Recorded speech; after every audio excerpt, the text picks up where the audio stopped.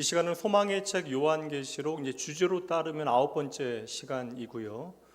말씀의 제목은 두아디라 교회에 보내는 편지. 핵심 단어는 거룩이라고 하는 단어입니다.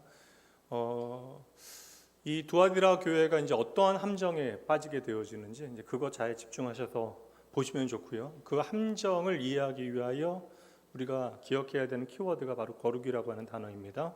먼저 본문의 말씀 보도록 할게요. 좀 길기는 하지만 함께 보도록 할게요. 7교회에게 보내는 편지 중에 4번째 교회 두아디라 교회, 내용이 가장 깁니다. 두아디라 교회, 여러분 가지고 있는 성경은 신약 성경 401쪽, 제 성경으로는 401쪽입니다. 성경 이제 보시면서 어차피 이제 강론하는 거니까 좀 보셔야 강의할 때 좀 도움이 되실 것 같아요. 두아디라 교회의 사자에게 편지하기를, 그 눈이 불꽃 같고 그 발이 빛난 주석과 같은 하나님의 아들이 가라사대, 내가 내 사업과 사랑과 믿음과 섬김과 인내를 아노니 내 나중 행위가 처음 것보다 많도다. 그러나 내게 책망할 일이 있노라. 자칭 선지자라 하는 여자 이세벨을 내가 용납함이니 그가 내 종들을 가르쳐 꿰어 행음하게 하고 우상의 제물을 먹게 하는도다. 또 내가 그에게 회개할 기회를 주었으되 그 음행을 회개하고자 아니하는도다. 볼지어다 내가 그를 침상에 던질 터이요 또 그로 더불어 간음하는 자들도 만일 그의 행위를 회개치 아니하면 큰 환난 가운데 던지고, 또 내가 사망으로 그의 자녀를 죽이리니 모든 교회가 나는 사람의 뜻과 마음을 살피는 자인 줄 알지라. 내가 너희 각 사람의 행위대로 갚아주리라. 두아디라에 남아있어 이 교훈을 받지 아니하고 소위 사단의 깊은 것을 알지 못하는 너희에게 말하노니 다른 짐으로 너희에게 지을 것이 없노라. 다만 너희에게 있는 것을 내가 올 때까지 굳게 잡으라. 이기는 자는 끝까지 내일을 지키는 그에게 만국을 다스리는 권세를 주리니 그가 철장을 가지고 저희를 다스려 질그릇 깨트리는 것과 같이 하리라. 나도 내 아버지께 받은 것이 그러하니라. 내가 또 그에게 새벽별을 주리라. 29절 함께 읽어주세요. 귀 있는 자는 성령이 교회들에게 하시는 말씀을 들을지어다. 아멘. 오늘 우리가 살피게 되어질 교회가 어느 교회입니까? 두아디라 교회입니다. 이게 두아디라 교회 많이 들어본 교회가 아니잖아요. 낯선 교회입니다. 낯선 이름의 교회이고요. 우리가 흔히 좀 많이 들어본 바울 사도의 전도 여정에 나오는 그러한 익숙한 교회는 분명 아닙니다. 그렇게 생각할 때 아무래도 좀 성경에 나오는 빈도가 지극히 제한적이기 때문에 좀 덜 중요한 교회로 보여지는 것도 사실이고, 사실 두아디라 자체가 당시에 그렇게 알려진 큰 도시가 아닙니다. 그래서 성경에도 사도행전 16장 말씀에 정말 스쳐가듯이 잠깐 단 한 번 등장하는 지역이 바로 이 두아디라 지역이에요. 그러니까 여러분들이 모르시는 것이 너무나 당연합니다. 도시가 그렇게 큰 도시가 아니니까 작은 도시이고요. 중요성도 떨어지는 곳입니다. 저도 이게 한국에서만 자랐는데 대부분의 큰 도시들은 어느 위치에 있는가 우리가 알잖아요. 근데 간혹 도시이긴 하나 그 도시가 강원도에 있는지 전라도에 있는지, 물론 대충은 아는데 이게 남도에 있는지 북도에 있는지, 또 위치는 어떠한 위치에 있는지, 또 우리가 거기에 특별한 우리가 어떤 특산물이나 그 도시의 특징을 알지 못하는 그런 도시들이 있잖아요. 바로 이 두아디라 교회가 교회사 가운데서도 사실 이렇게 도드라지가 나타나지 않는 교회인지라 성경에도 나오지 아니하고 제대로 나오지 아니하고 교회사에서도 이렇게 도드라지는 교회로 등장하지 않기 때문에 중요성이 상당히 좀 떨어지는 교회처럼 보여지기도 하는데, 이 교회가 7교회 안에 들어갔고요. 그러다 보니까 우리가 생각하는 게 무역로를 따라서 지금 요한의 편지가 각 교회에게 전달되어지고 있는데, 앞에 살피던 버가모 교회와 이제 다음에 살피게 될 4대 교회 사이에 있는 이 두아디라 지역으로 이제 무역로가 관통을 하게 되거든요. 그러니까 이제 어쩔 수 없이 여기에도 편지를 보낸 것이 아닐까, 가는 길에 들른 것은 아닐까라는 생각을 하게 되기도 합니다. 그런데 참 재밌는 게 뭐냐면 오늘 여러분 읽었던 본문이 길어요, 안 길어요? 어느 교회에 보낸 편지보다도 예수님께서는 가장 긴 편지를 이 두아디라 교회에 보내신다라는 것이죠. 저는 이런 장면들이 참 좋은 게, 하나님께서는 우리의 생각과 똑같이 일하시지 아니하신다. 세상에 말하는 큰 자들 그리고 많은 것들을 가진 사람들에게 하나님께서는 더한 관심을 보이시는 것이 아니라, 어찌 보면 당시에 가장 유명하지 않았던 도시이고 힘없는 도시였던 두아디라 교회에게 주님께서는 가장 큰, 물론 이 안에 책망의 말씀이 많이 담겨 있긴 하지만 여기에 주님께서 가장 많이 말씀을 하신다라고 하는 것은 주님의 마음이 여기에 담겨 있는 것이죠. 자녀들은 부모들이 하는 사랑의 말을 무엇으로 듣죠? 잔소리로 듣잖아요. 그러니까 사실 제가 최대한 얘기를 안 하려고, 이제 물론 이제 자녀가 장성하여 자녀를에게 무슨 잔소리를 하는 것 자체가 이제 자녀를 노엽게 하는 일이 되어질 수 있기 때문에 최대한 좀 얘기를 안 하기는 하지만, 아무리 뭐 부모의 말이 가끔 그런 얘기 하잖아요. 제가 뭐 가르쳐준 청년들이나 하영이가 듣기 싫어하는 얘기가, 너는 아빠가 목사님이라 참 좋겠다. 왜냐하면 항상 어려운 일 있을 때마다 아빠한테 상담하면 되고 기도 부탁하면 되고 뭐 그런 얘기 하거든요. 근데 그럴 때마다 하영이는 뭐 반쯤 수긍하고 반쯤 또 싫어합니다. 왜냐하면 하영이에게는 저의 말이 목회자의 말로 들리기보다는 아빠의 말로 들릴 때가 더 많은 것이고, 또 제 이야기가, 많은 때로는 이야기들이 잔소리와 같이 기회 보면 좀 얘기를 하긴 하거든요.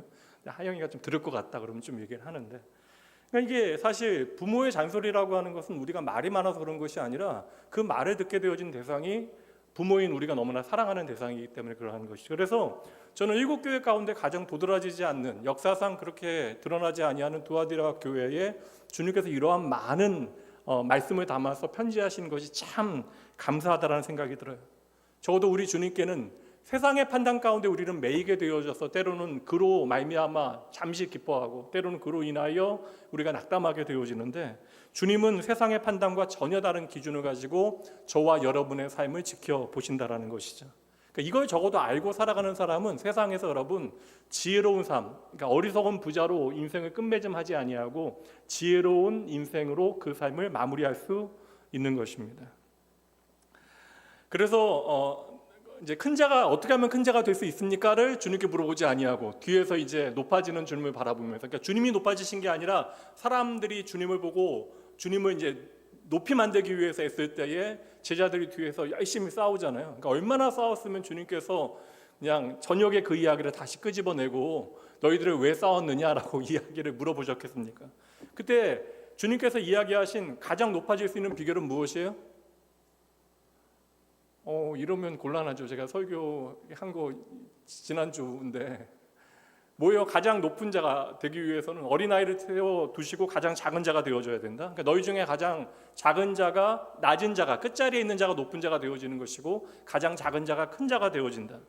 이것 때문에 어린아이를 주님께서 품으신 거예요. 애들이 귀엽고 순수해서 그런 게 아니라 당시에 가장 작은 자였던 어린아이를 중심에 세우시고 그 품에 안으셨던 주님의 마음을 우리가 배워야 하는 것이죠. 그러니 오늘 우리가 작고 비천해 보이는 두아디아 교회를 향하신 주님의 마음을 읽게 되어질 때에, 하나님께서 오늘의 이 땅에 지극히 이제 세상의 기준으로 작은 자들을 세상이 우러러보는 큰 자와 같이 돌보시고 그 품에 안으신다는 사실을 여러분 꼭 기억하셔야 돼요. 이거 기억하게 되어지면 세상에서 여러분 아둥바둥 내 자랑을 만들어내는 일에 열심내진 않아요. 우리가 정직한 열심으로 우리의 삶을 살아야 돼요. 그리고 하나님께 우리에게 주신 것들을 감사히 우리는 누려야 합니다. 그러나 우리의 삶에는 나의 자랑을 많아지게 하는 것으로 우리는 만족하는 것이 아니라 도리어 우리의 인생에는 하나님의 은혜의 흔적을 더 많이 남기시는 여러분 되시길 주님의 이름으로 축복합니다. 그래서 우리 예수님께서는 예루살렘에 빈번하게 방문하지 아니하시잖아요. 중요한 순간에만, 유월절이나 중요한 순간에만 절기를 맞이하여 예루살렘에 들어가셨고요. 주님께서는 먼지 날리는 이방 땅 두로와 시돈으로 다니시잖아요. 그리고 사마리아로 다니시면서 당시에 거룩하다라고 생각했던 하나님의 백성들은 절대 가지 않았던 그 땅에 흙조차 묻히지 않았던 이방 땅을 다니시고 사마리아 여인을 만나시어 잃어버린 한 영혼을 향한 하나님의 가치가 무엇인지를 우리에게 보여주시는 것입니다. 그래서 세상 사람들은 베드로와 사마리아 여인 중에 누가 귀하다라고 얘기하겠어요?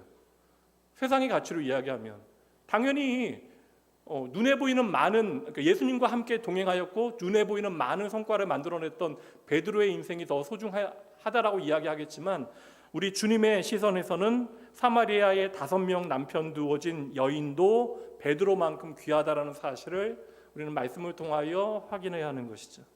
그래서 우리 주님은 언제나 한 영혼을 천하보다 귀히 여기시는 하나님이시고, 기꺼이 그래서 오늘도 저와 여러분의 영혼을 위하여 당신의 생명을 아낌없이 내어주신 것입니다. 그래서 우리가 주의 몸된 교회에 모여 있는 것이죠. 가끔씩 이제 제 딸이 이제는 20대 중반이 다 되어가고 있어서 이제는 뭐 이렇게 예전 같은 이제 교육과 훈계 과정이 이제 저희 관계 가운데 있지는 않지만, 하영이가 중학교에 처음 가서 그리고 이제 대학에 가서 이제 공부를 하면서 이제 기독교 신앙에 대한 고민들이 생기게 되어졌던 어떤 시점들이, 중요한 어떤 전환점들이 있거든요. 근데 이제 중학교 가서 처음으로 저에게 했던 질문이, 그 전에는 이제 막연히 생각했는데, 예수님께서 왜 십자가에서 죽으셔야만 하냐? 그러니까 예수님께서는 왜 하나님이신데 십자가에서 그렇게 불쌍하게 죽으셔야만 하냐라는 질문을 하영이가 중학교 1학년 때, 2학년 때 저에게 했던 기억이 있습니다. 그때 제가 이제 아이에게 이제 이때가 이제 기회이니까 최선을 다하여 복음을 전할 때 해주었던, 아이의 마음이 좀 움직였던 중요한 표현이 하나 있는데, 제가 그 이야기 했어요. 세상에 많은 사람이 아니라 세상에 하영이 너 하나만 있더라도 예수님께서는 기꺼이 이 땅에 오시고 너를 위하여 십자가에 죽으셨을 것이다. 그러니까 예수님께서는 하영이 하나가 너무나 소중한 것이고, 그것이 내가 오늘 이해되지 않는다 할지라도 너를 향한 하나님의 사랑이 크기다라는 이야기를 해주었습니다. 저는 오늘 두아디라 교회를 향하신 주님의 마음도 이것이라고 생각을 해요. 사실 오늘 두아디라 교회에 대해서는 아주 구체적으로 주님께서 책망을 좀 하십니다. 근데 책망할 것이 많아서 그렇게 길게 말씀하시는 게 아니에요. 왜냐하면 책망할 것이 많지만 칭찬할 것도 있었고요, 또 책망할 거리 가운데서도 여전히 복음의 진리 가운데 바로 섰던 믿음의 또 사람들이 있었으면 주님께서 또 말씀해 주고 계시거든요. 그러니까 누구도 주목하지 아니하였던 지극히 작은 이들, 지극히 작은 교회를 향하여 주님께서 얼마나 진한 마음을 가지고 지금 말씀하고 계시는가에 대해서 집중하셔야 하고, 그 하나님의 마음이 바로 저와 여러분의 마음인 것을 이 시간 여러분 확인하셔야 돼요. 그 마음을 여러분 확인하시면 오늘 말씀은 제대로 잘 들으시는 것입니다. 두아디라 지역에 도로가 있었던 이유는, 지극히 작은 도시인데 왜 도로로 놨느냐면 군사적인 요충지였기 때문에 그런 거예요. 그래서 버가모 지역이거나, 그 당시 이제 버가모는, 이게 버가모라는 단어 자체가 그러니까 양피지라고 하는, 양피지가 유래되어진 도시예요. 알렉산드리아 이후로 가장 큰 도서관이 있었고 장서가 20만 권 이상 있었던 큰 도시입니다. 그렇게 이제 문화와 힘이 있었던 그 이제 지역이거나 아니면 이집트에 전쟁이 일어나게 되어지면 반드시 여러분 이 곳을 지나가야 돼요. 다시 말하면 이 두아디라 지역을 지나가야 합니다. 그러다 보니까 여러분 이게 침략이 많을 수밖에 없는 도시였어요. 그러니까 이게 힘이 없으니까 당할 수밖에 없는 그런 도시였습니다. 우리나라도 전략적인 어떠한 길목에 나라가 반도로 위치하고 있으니까 침략의 역사에서 지난 세월 자유하지 못했습니다. 그렇다면 여러분, 정치적으로나 종교적으로 이제 안정이 되어지긴 어려운 환경 가운데 있었던 도시가 바로 이 두아디라 도시라면, 이들이 작고 힘도 없는데 나름 이 모든 것을 극복할 수 있는 돌파구가 좀 있어야 할 거 아닙니까? 그러니까 그 돌파구가 무엇이겠어요? 경제력이에요. 경제력. 힘이 있어야 하는 거예요. 돈이 있어야 하는 것입니다. 그래서 두아디라의 그 도시의 위험으로부터 그 도시를 지킬 수 있는 어떠한 돌파구를, 경제 도시를 이제 만드는 것으로 이제 이것을 이겨내기 위해서 애를 쓴 것이죠. 그래서 두아디라는 어느 도시보다도 작은 도시였지만 상업을 통하여 부를 축적하는 일에 아주 열심을 냈던 그러한 도시입니다. 그래서 로마에서 이 두아디라 지역까지 일부러 작은 도시임에도 불구하고 길을 냈던 이유는, 큰 길을, 도로를 냈던 이유는 상업적으로 이 작은 도시가 너무나 중요한 도시였기 때문에 길을 내게 되어진 것이죠. 이러한 배경을 근거로, 그러면 두아디라가 제가 사도행전 16장 말씀에 잠시 등장한다는 말씀을 드렸는데 어느 장면에서 나오게 되어지는가 잠깐 살피도록 할게요. 16장 말씀에 보면 바울 사도가 빌립보 지역에 가서 복음을 전하게 되어집니다. 그때 만났던 여인이 있어요. 그러니까 바울 사도가 어렵게 빌립보 지역에서 복음을 전하고자 했을 때 돈 많은 한 여인이 바울 사도의 전도를, 이제 복음 전도를 돕게 되어집니다. 누군지 아십니까? 빌립보 교회 하면 나오는 사람이 있잖아요. 한 여인. 진짜 모르셔서 그런 건 아닐 거 아니에요. 예전 성경 자주 장사 루디아요. 그러니까 이게 자색 옷감을 판매하는 대상이었던, 상인이었던 루디아가 빌립보 지역에 이제 복음을 전하게 되어진 바울 사도의 아주 전적인 협력자, 후원자가 되어집니다. 그런데 이 자주 옷감 장사였던 루디아의 고향이 어디였겠어요, 여러분? 눈치로 때릴 수 있잖아요. 두아디라였다라는 것이죠. 그래서 성경에 보면 두아디라 교회가 어떻게 세워졌는지, 사실 교회사 안에서도 두아디라 교회의 개척기에 대한 기록이 전혀 남아있지 않아요. 근데 잘 생각해 보세요. 바울 사도를 통하여 빌립보에서 예수 그리스도를 만나게 되어진, 그래서 그리스도인이 되어진 이 무역상이잖아요. 이렇게 옷감을 판매하는, 자주빛 붉은 옷감을 판매했던 루디아가 자신의 고향에 있던 두아디라 지역에도 복음을 전하지 않았을까. 그래서 교회가 세워질 수 있도록 힘을 보탠 것이 분명합니다. 이것이 성경이나 기독교 역사에는 등장하지 아니하지만 분명 그렇게 이제 복음이 전해지지 않았을까라고 이제 추정을 하는 것이죠. 제가 빌립보 교회가 세워질 때 루디아가 돈이 많았다고 이야기했는데, 그 장사가 옷감 파는 장사예요. 근데 그 자주 옷감 장사, 예전 자주 장사, 그러니까 붉은색이거나 자줏빛 옷감을 판매하는 그러한 장사를 했는데, 염료를 통하여 가장 만들기 힘든 색깔이 바로 붉은색과 자줏빛 옷감입니다. 그래서 로마 황제의 그 흉포나 그다음에 거치는 망토 같은 것들은 언제나 두 가지 색깔이었어요. 무슨 색이었겠어요? 자줏빛 아니면 붉은빛입니다. 우리 왕들의 여러분, 왕들의 옷, 그 용포라고 그러죠. 왕들의 옷 무슨 색깔이에요? 붉은색이잖아요. 그러니까 이게 왕의 색깔이에요. 이게 뭐 염료로 만들 수 없는, 아무나 입을 수 없는 아주 귀한 옷감입니다. 그러니까 두아디라 출신의 루디아가 자줏빛 염료와 옷감을 판매하였다. 그럼 이 도시가 어느 도시인지에 대해서는 충분히 우리가 짐작할 수 있는 것이죠. 그래서 두아디라는 상업이 발달했다고 말씀드렸는데, 이게 아주 집약적인, 사람들의 어떠한 기술이 집약적인 산업들이 발달하게 되어져요. 그래서 염색업과 봉제업, 가죽을 다루는 기술 같은 것이 이제 발달한, 오늘날로 이야기하면 이탈리아의 어떤 피렌체, 밀라노 같은 그러한 패션 산업이 아주 발달하게 되어진 도시입니다. 그러니까 당연히 여러분, 당시에 산업이 발달하게 되어지면 모든 산업들은요, 왜 로마의 신들이 많았는가? 이게 수호신이 필요한 거예요. 그래서 모든 상업 길드에는, 상업 조합에는요, 그들을 지키는 쉽게 얘기하면 수호신들이 다 존재했던 것이고, 그러니 그 수호신들을 지키고 섬기는 무당들과 제사장들이 많았던 도시가 바로 이 두아디라 지역입니다. 이렇게 갈수록 이게 노동 집약적인, 쉽게 얘기하면 기술 집약적인, 다른 도시가 흉내낼 수 없는 산업들이 발달하게 되어지니까 경제적으로도 이 도시가 풍족하게 되어졌고, 당연히 이제 상업조합들이, 길드들이 벌이는 연례 행사들, 축제들이 이제 많은 도시였어요. 이제 문제는 이 길드, 상업조합들의 이 축제가 대부분 이제 우상을 숭배하는 것으로부터 시작이 됐던 것이죠. 그러니까 이 두아디라 지역에 세워졌던 교회는 이러한 사회적인 분위기에 큰 영향을 받을 수밖에 없다.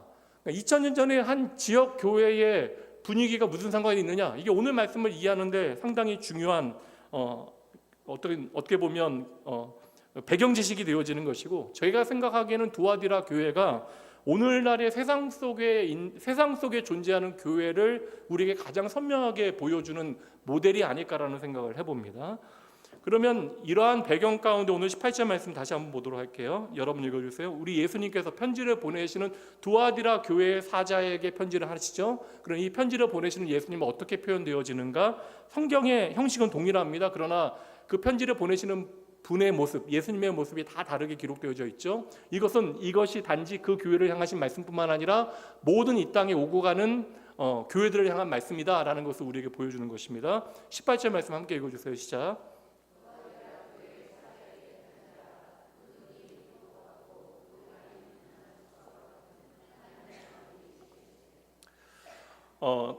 그래서 이 두아디라 교회에 주님께서 어떠한 모습으로 편지를 보내시는가?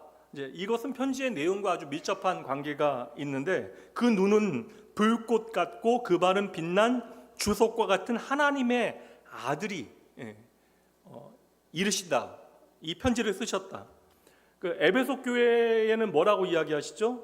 오른손에 7뼈를 드시고 일곱 교회, 그러니까 금초대, 일곱 교회를 상징하는 금초대 사이를 거니시는 분으로, 그래서 참된 교회의 주인이 누구이심을 보여주세요? 예수님이심을 보여주고 있는 것이 그 모습을 통해서. 그래서 에베소 교회는 사실 처음에는 주님 너무나 사랑했는데 그 에베소 교회를 향하여 주님께서 뭘 버렸다? 너희가 처음 사랑을 버렸다. 그 십자가의 은혜와 사랑을 그들이 어느 순간 놓치게 되어졌기 때문에 교회의 참된 주인이 누구이신가를 보여주기 위하여 7뼈를 오른손에 붙잡으시고 7 금초대 사이를 다니시는 분으로 에베소 교회에는 나타나셔서 편지를 보내시는 거예요. 서문학 교회는 가장 중요한 키워드가 고난입니다.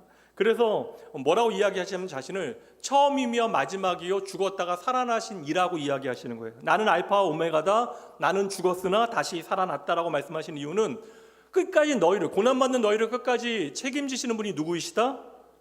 예수 그리스도이시다. 처음과 끝이 되시고 죽었다 부활하신 예수 그리스도이시다. 내가 너희를 끝까지 지키겠다, 책임지겠다. 그러니 너희는 나의 약속을 믿고 고난 중에 충성하라라고 하는 말씀으로, 그래서 이기는다는 바로 충성하는 자로 말씀하고 있는 거예요.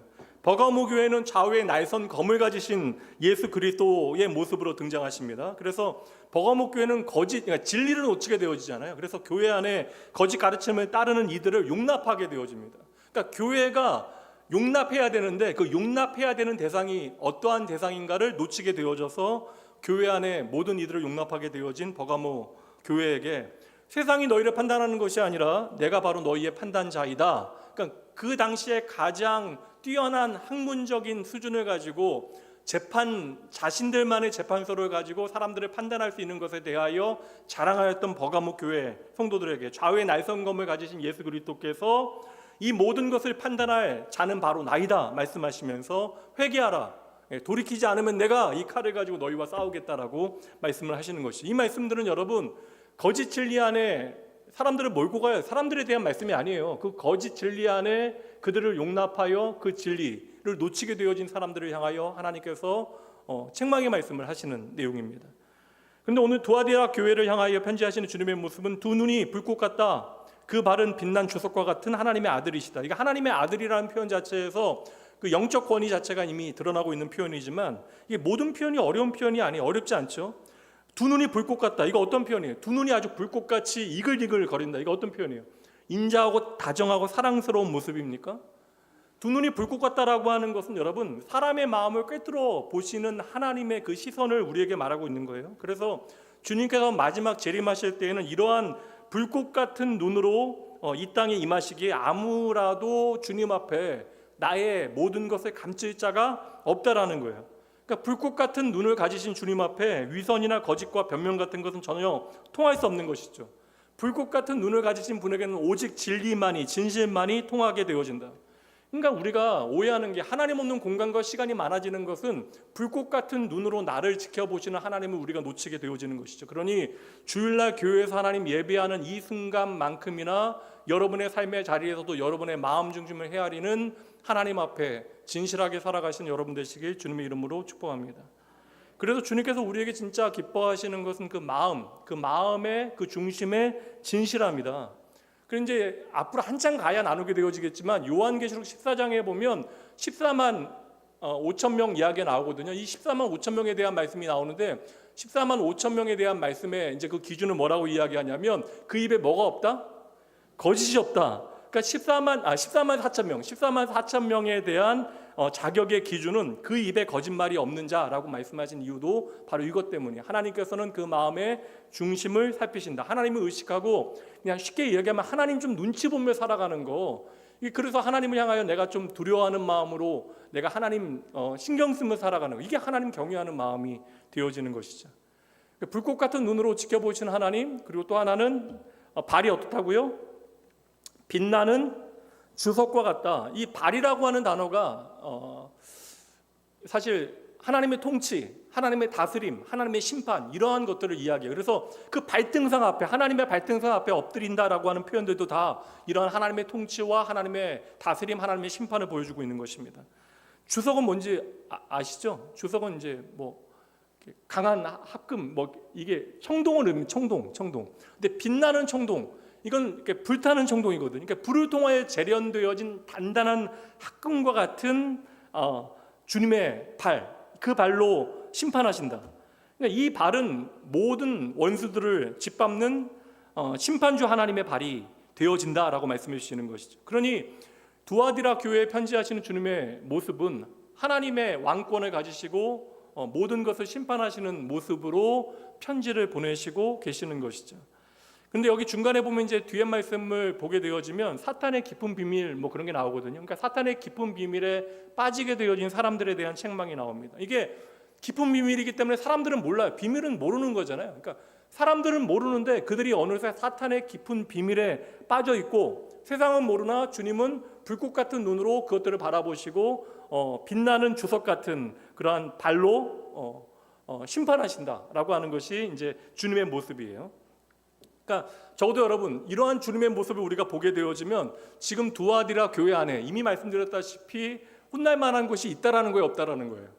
혼날 만한 것이 있다라는 거예요. 깨우쳐서 정신 차리게 하시기 위하여 주님께서는 길게 그들에게 말씀해 주시는 것이고, 그럼 두아디라 교회를 이제 책망하시는 내용은 우선 칭찬을 좀 본 다음에 책망을 좀 살피도록 할게요.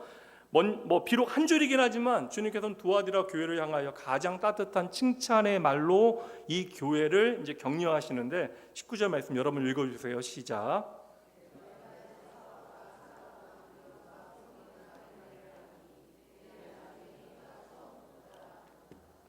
이게 이제 우리말로 번역할 때의 구조가 이게 정확하게 보이진 않는데 헬라어 성경을 보면 조금 더 분명해지긴 하거든요. 처음에 보면 내 사업이라고 하는 단어하고요, 마지막에 나오는 내 나중 행위라고 하는 단어가 다르게 번역되어져 있지만 이 단어가 엘곤이라고 하는 같은 단어예요. 엘곤이라고 하는 단어는 이제 열매라고 하는 뜻으로도 나오고 일이라고 하는 단어로 나오는데 헬라어 중에서 신약 성경에 상당히 많이 나오는 그런 표현입니다. 뭐 진짜 100번도 넘게 나와요. 그러니까 믿음의 열매 같은 단어가 다 이 엘곤이라고 하는 단어예요. 그러니까 단순히 어떠한 사업이나 행위라는 게 그냥 그 일을 행하는 일만 이야기하는 것이 아니라 그 일의 과정과 결과까지도 다 포함하는 단어입니다. 그러니까 잘 보셔야 돼요. 지금 너의 사업을 내가 안다. 근데 그 행위를, 너의 행위를 안다. 그러니까 행위라고 번역하면 조금 더 이제 편하긴 한데요. 근데 이 당시에는 이제 상업이 워낙 발달하였기 때문에 일부러 의도적으로 이제 이렇게 이제 표현할 수도 있다라는 것이죠. 근데 너의 사업은 무엇에 대한 거예요? 사랑과 믿음과 섬김과 인내다. 그러니까 너희의 행하는 일들 가운데 무엇이 있다? 사랑과 믿음과 섬김과 인내가 있다라는 것을 내가 안다. 근데 너희의 행함 안에 이러한 것들이 있는데, 사랑과 믿음과 섬김과 인내가 있는데 이것만 해도 잘한 거지. 이거 칭찬이잖아요. 그러니까 너희가 행하는 모든 것들 안에 얼마나 귀해요. 사랑이 있고 믿음이 있고 섬김이 있고 인내가 있다. 근데 이것도 잘했는데 주님께서 정말 칭찬하시는 건 뭐예요? 이것이 뭐라고요? 처음보다 나중이, 오늘이 더 낫다라는 거예요. 그러니까 어제보다 오늘이 훨씬 더 낫다. 너희가 행하는 일 안에 사랑과 믿음과 인내와 섬김이 있는데 이것이 어제보다 오늘 더 많구나. 이거 얼마나 귀한 칭찬입니까? 완전히 종합 선물 세트와 같은 교회 아닙니까? 두아디라 교회는 그래서 기독교의 아름다운 미덕들이 활짝 열매 맺게 되어진 어떠한 너무나 잘 가꾸어진 정원과 같다. 섬기는 일에 대해서는 에베소 교회가 잘 섬겼는데, 섬기는 일에 있어서는 에베소 교회와 같으면서도 섬기는 일을 하면서도 에베소 교회는 무엇을 잃어버려요? 여러분들은 성경 말씀을 잊어버리고 에베소 교회는 무엇을 잊어버려요? 처음 사랑을 잃어버리잖아요. 그러니까 섬기는 일은 에베소 교회 같이 잘했는데 이 두아디라 교회는 뭐라고요? 이게 사랑도 같이 있다는 거예요. 그러니까 섬기는 일을 잘하면서 사랑도 있었다.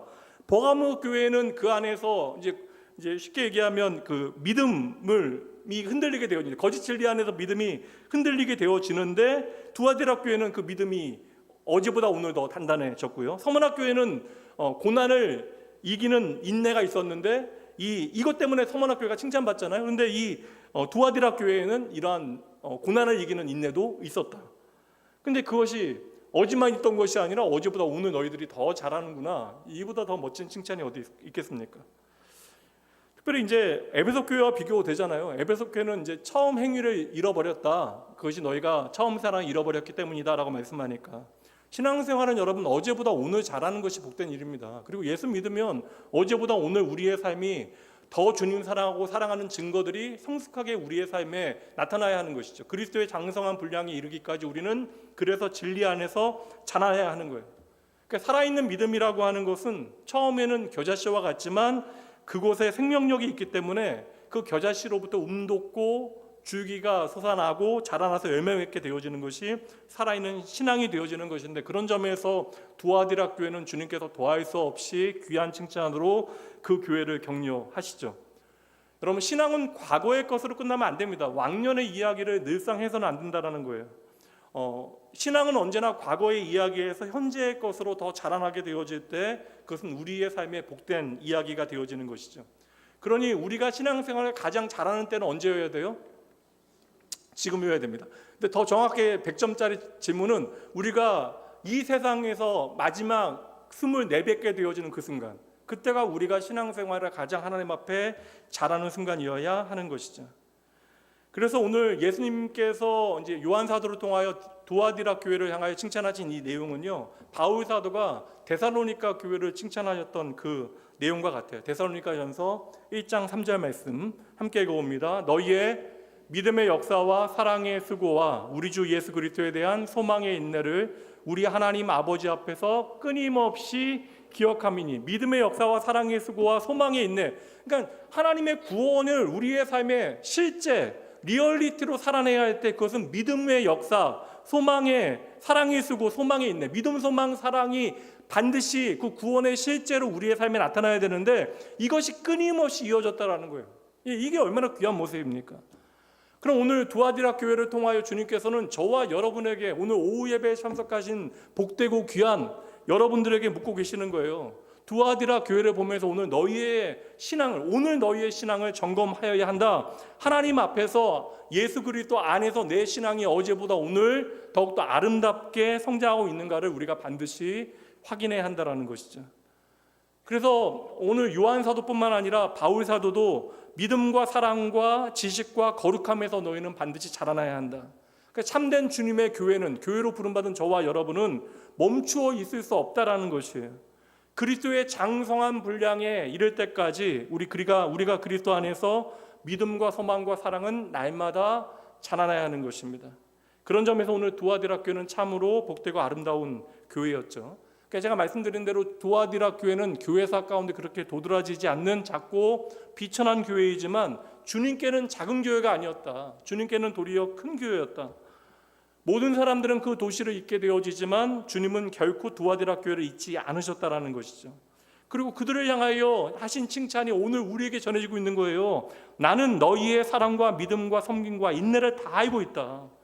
세상은 당장 눈에 보이는 크기와 성공으로 평가하지만 주님께서 말씀드린 대로 그 중심의 진실함을 보신다고요.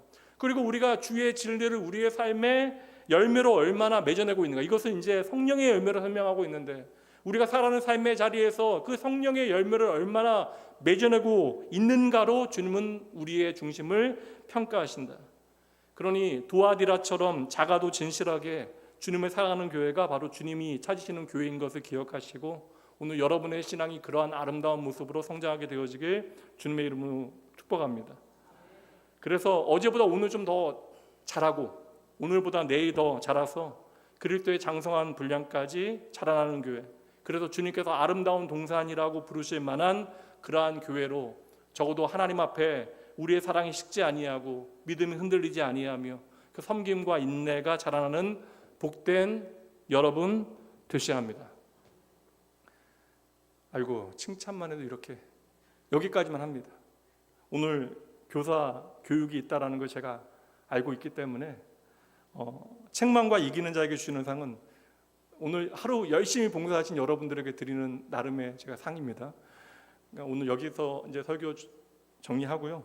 다음번에 그 책망, 두아디라 교회에게 주는 책망이 중요하니까 이 책망과 그 책망 가운데 그럼에도 불구하고 믿음의 자리를 잘 이겨냈던 사람들, 이기는 자들에게 주시는 상이 무엇인지에 대해서는 다음 주에 함께 살펴보도록 하겠습니다. 저도 이거 결단이 필요했어요. 준비한 설교를 토막 내서 저는 설교를 했습니다. 기도하고 마치도록 할게요.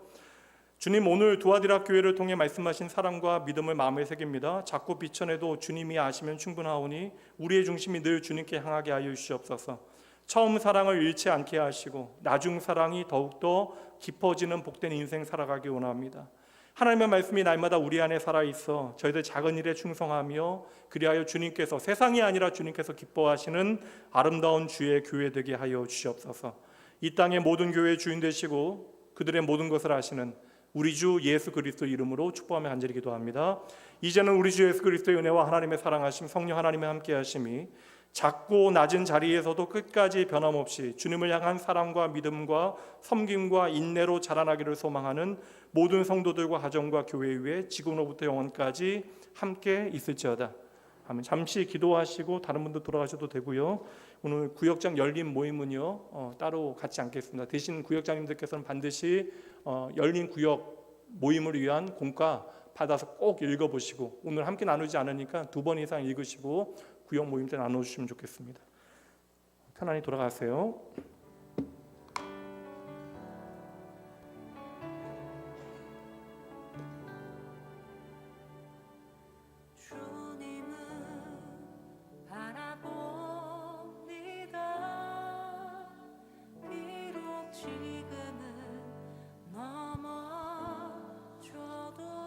구역장 교환은 나가실 때 엘리베이터 옆에 있습니다. 이어서 교사교육 진행되겠습니다. 교사교육은 현재 3시 40분입니다. 3시 50분까지 착석해 주시... 4시라고 했어요? 네. 그러면 잠깐 화장실 가셨다가 4시에 시작하겠습니다. 4시 이전까지 오셔야 합니다. 교환은 엘리베이터 옆 테이블에 놓여져 있습니다. 구역장님들 꼭 챙겨가 주시기 바랍니다.